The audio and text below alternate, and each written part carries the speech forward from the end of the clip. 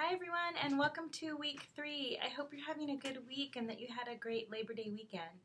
I can't believe how fast these weeks are flying by. They're really going quickly. So I'm really excited about this week too. Last week was one of my favorite articles that I've used for years. I hope you enjoyed Jenny Nelson's Reading Classrooms as Text. I had a lot of fun reading the blogs. They were really good. And this week we're working with another article that I really like and that I think is really valuable and has stuck with me over the years. And this one's called We Want to Work with Our Friends, and it's by Diane Kokari. So this is an action research project, so it kind of comes out of the education field. Kokari comes up with the problem that she sees within her classroom, and then she begins to set up an action research project where she starts to dialogue and notate what she's seen, and then put into effect in her classroom some different practices and see how the students respond to it.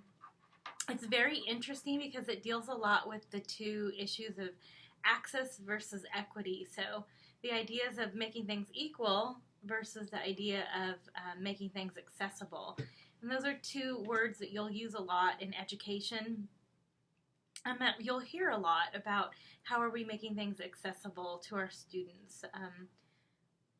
We may not always be able to create equity, but we always do want to think about access. And so those are really interesting. So Kokari kind of lands on this idea that students like to work with students that are like themselves, and that she found in her class that the girls were hanging out together and the boys, they were hanging out together, and then it was even racially kind of manifesting groups. So certain types of people like to work with one another. So it was really an interesting article, and I find that it's intriguing class dynamics of how people kind of socialize and how they kind of form groups.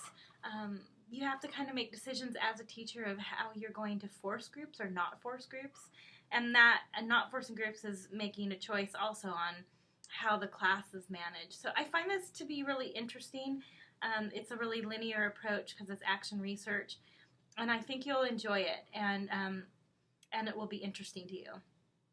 So for the blog, I thought what you could do is you could just reflect upon your classroom experiences, things that happened that were interesting or that you really liked.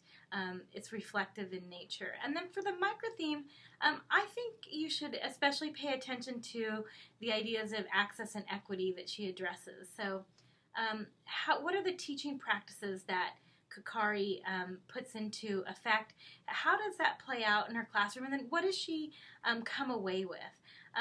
So I like that she makes us think about how groupings work within the classroom, and then how we want to respond to that. So I think that I would do something along those lines. But of course there's a little freedom in this. You want to stick with Kokari's material, but you want to respond and think about what she's doing in there specifically.